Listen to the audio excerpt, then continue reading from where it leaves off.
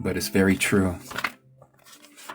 So let me take you to Genesis chapter 15. This was a dream that came upon Abraham. And it says here in verse 12, Genesis 15, verse 12, and it came to be when the sun was going down and a deep sleep fell upon Abram, that see, a frightening great darkness fell upon him. And he, meaning Yah, said to Abram, know for certain that your seed are to be sojourners in a land that is not theirs, and shall serve them, and shall afflict them for 100 years. Now, I was taught, and many of you were taught, and there's a lot of pastors and preachers and teachers were taught that this was when the Hebrews were in Egypt, when Moses brought them out after them being there for so many years, but they weren't afflicted for 400 years. They were afflicted for maybe about 120, maybe 130 years. If you go back and look at the life of Joseph, if you remember, Joseph was second in command in Egypt under Pharaoh. And Joseph had a prominent position in Egypt to where the children of Israel, they came as 70. There was only 70 of them at the time. Joseph's brothers, remember his brothers had sold him to the Ishmaelites, and then the Ishmaelites sold him to the Egyptians. And then the next thing his brothers knew was that he was the one that was running all of Egypt, because there was 7 years of plenty and then there was 7 years of drought. And it was for this reason that Yahuwah had Joseph go down to Egypt. It was all done by Yah, and Joseph even said so when he confronted his brothers and said, I am Joseph, your brother. And he was crying when he was telling them that, because he didn't understand at that time why his brothers would sell him off that way. He didn't do anything to them. But his brothers were jealous of him because Joseph was called a dreamer. Joseph dreamed. And Yah used to show him dreams. And so anyways, here it is. This is two different events. It's not talking about when they were in Egypt the first time.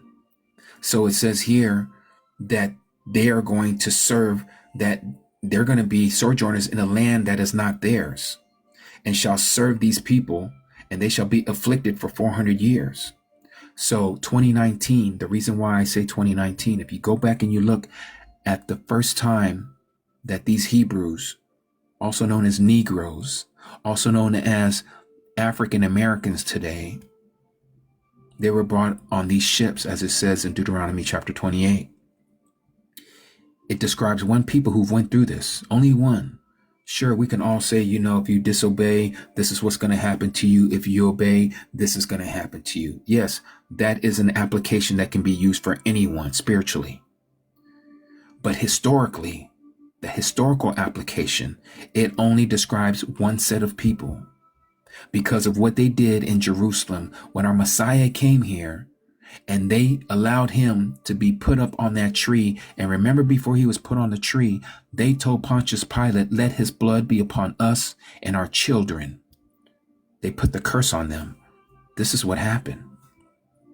They came here starting in 1619. People can debate about it. Well, no, they came here in the 1400s. Look, the fact of the matter is, even the United States government knows who they are, and said that the 400 years is over. Go and look it up yourself. You'll see it. Google it. I can't remember what the bill is called, but it talks about the 400 years and the African Americans when they came here in 1619, and 2019 was when it expired. Yah was done with this whole thing that happened to them. 400 years. And so here it is. 2019. What happened in 2019? Anybody knows what started in 2019? And it was at the end of the year. What happened? Anybody?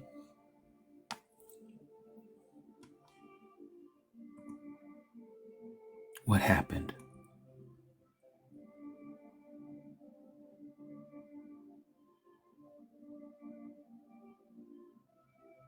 Let me show you. Yes, exactly, Jackie. You see that? You see that word there? Yes, the shot. Well, before the shot came. But yes, that's why they call it 19. It represents the year that this nouveau, or however they like to say it, this novel disease that they had created in the Wuhan laboratories in China was released upon the earth for depopulation.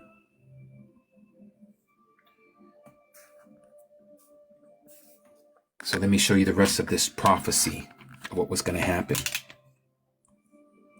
So it says here in the same passage, but the nation whom they shall serve, I am going to judge them, or he's going to judge, and afterward let them come out with great possessions. This is what's happening to the United States right now. It is being judged. This is why the chaos and the turmoil and the things that we're seeing that's happening in this particular country is happening right now.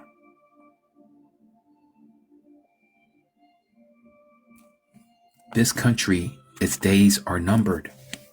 It's numbered. And so when we read the other side of this book, called the Scriptures, and we go to Revelation chapter 17 and 18, what do we see?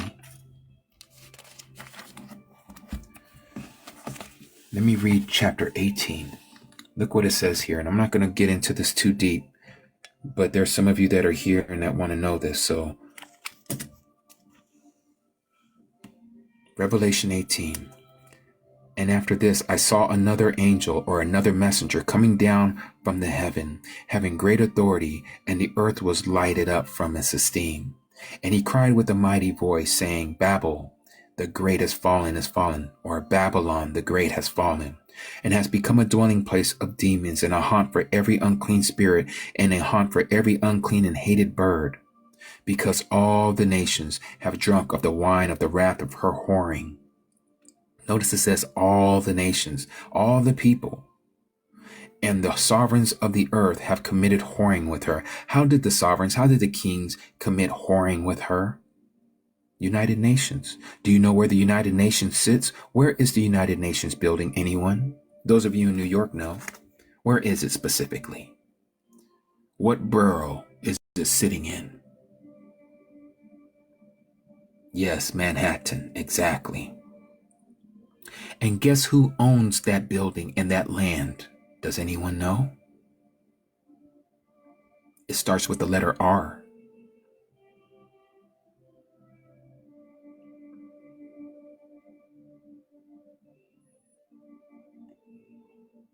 Nope, not Ruth. Yes, Maria. That's the one. That's the one. Exactly. And the merchants of the earth have become rich through the power of her righteous living. And so it says here, come out of her, my people, lest you share in her sins and lest you receive her plagues. Remember what we talked about. There are many applications to the scripture. Yah's word is just not one dimensional. Yah's word is multifaceted. This is why when we read it, you can't just read it and be a surface dweller. There is many, many facets to Yah's word. It's like peeling layers of onions, the onion skin. So as we speak of this, yes, come out of Christianity. Yet at the same time, it's telling the world, yes, come out of her ways, Babylonian ways. And at the same time, it's actually describing a physical place. And that's what we're reading right now. And it says, render to her as she indeed did render, and repay her double according to her works. In the cup which she has mixed for her double. As much as she esteemed herself and lived righteously, speak of the United States, so much torture and grief give to her. Because in her heart, she says, I sit as a queen, some of your translations will say. I am not a widow, and I do not see mourning at all. Let me ask all of you a question. World War I and II, has this country ever seen one bullet? Has this country seen any of that? No, she hasn't. Because of this, her plague shall come in one day, death and mourning and scarcity of food. And she shall be burned up with fire, because Yahuwah Elohim, who judges her, is mighty. What did we just read in Genesis chapter 15? What he was going to do after those 400 years? He was going to judge that nation. Didn't it say that? And here it is. He's getting ready to judge them. He's getting ready to judge them. Elohim, who judges her, is mighty. And the sovereigns of the earth, who committed whoring and lived righteously with her, shall weep and mourn over her. They're going to cry over the United States being destroyed when they see her smoke of her burning. And they're going to be standing at a distance for fear of her torture, saying, woe, woe, the great city of Babylon, the mighty city, because your judgment has come in 1 hour. Notice the city that it's describing. And the merchants of the earth weep and mourn over her, because no one buys their merchandise anymore. Do you guys not know that we are a consumer nation? We don't export anything except for our lifestyle, entertainment, music, sports, Hollywood. That's all we put out there, and our righteous living. Yep, we only import. We are an import nation. That's why they're going to be weeping, because no one buys their merchandise anymore. No matter what it is, from Korea, they bring it here. From China, they bring it here. From Europe, from Germany, from France, from Great Britain, they bring it here. Look at all the things that are brought here. The land of plenty. No one buys their merchandise anymore, their merchandise of gold and silver and precious stones and pearls and fine linen and purple and silk and scarlet and all the citron wood, every object of ivory and every object of most precious wood and bronze and iron and marble and cinnamon and incense and fragrant oil and frankincense and wine and oil and fine flour and wheat, cattle, sheep, horses, carriages. What are carriages? Automobiles, vehicles, bodies and lives of men. Yes, you can see that they're trafficking people.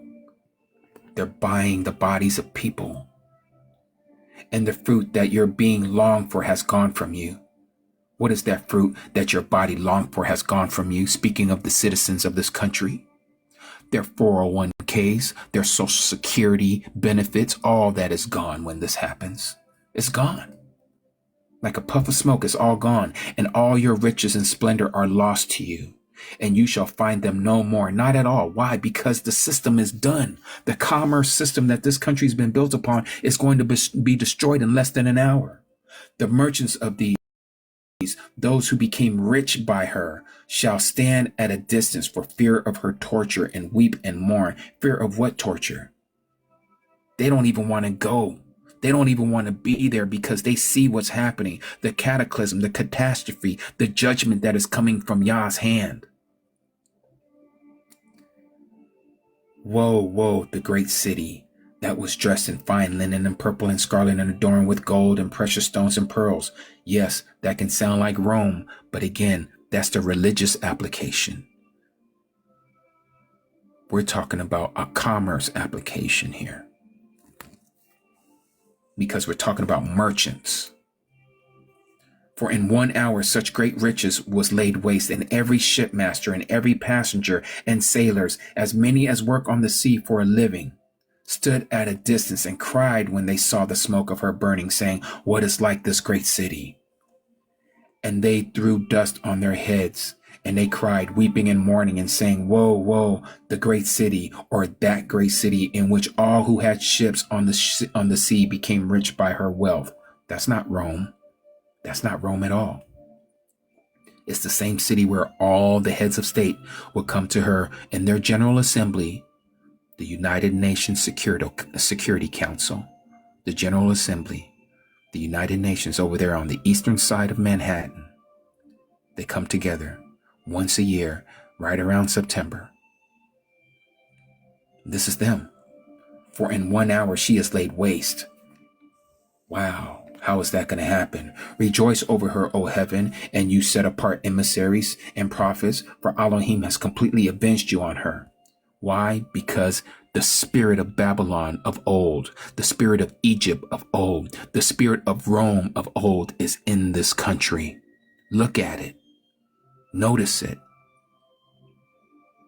Babylon. It was the city of what do they call them? The city of immigrants. It was a melting pot of so many people from all over the world were in Babylon, was it not? Yes, it was. It was the center of the world. Everything was done through her and by her, just like the United States right now. The international language is English. Why? Because of the United States superpower. You want to do business in this world, you got to know English. You want to do any kind of business in this world, you better know the green dollar. That's the dollar bill. It is true. Look at the back of our dollar bill. Look at all the spells. The spirit of Egypt is here. And then you'll also see the spirit of Latin. Rome is on there. Look at all the lettering, the words. E pluribus unum, novus ordero seclorum. That's Latin. It's here. And one mighty messenger picked up a stone like a great millstone and threw it into the sea, saying, with such a rush, the great city Babel, shall be thrown down and shall not be found any more at all. Now notice what it's getting ready to describe. Here's your Broad Street or Broadway. The sounds of harpists and the musicians and the flutists and the trumpeters shall not be heard in you any more at all, and no craftsman of any trade shall be found in you any more at all, and the sound of a millstone shall not be heard in you any more at all, and the light of a lamp shall not shine in you any more at all, and the voice of the bridegroom and the bride shall not be heard in you any more at all. For your merchants were the great ones or the strong ones of the earth, for by your drug sorcery, your pharmakeia, your pharmaceuticals, all the nations were led astray. What is this that is going to be led astray? Yeah, you know that thing that people were taking in 2020 in their arm. I don't have to say anymore. And in her was found the blood of the prophets and the set apart ones. That's you and me. And of all who were slain on the earth. Look what's going on right now all over the world. Let's see. Let's just talk. We're not even talking about back in the day. We're not even talking about World War I and World War II, which she was a part of. But let's start looking at some of the other wars that she was a part of, like Vietnam War, the Korean War, the Gulf War, the war over there in what do they call that? Grenada,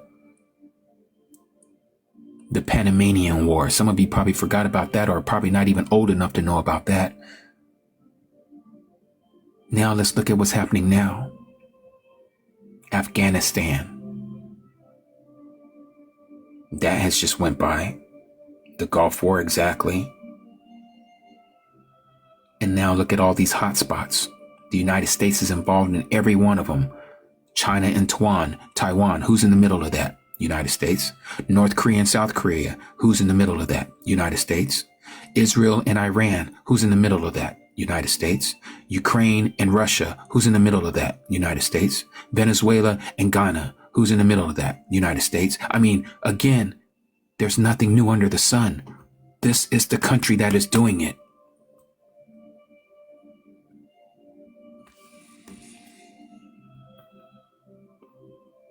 For your merchants were the great ones of the earth, and for by your drug sorceries all the nations were led astray, and in her was found the blood of the prophets and the set apart ones of all who were slain on the earth.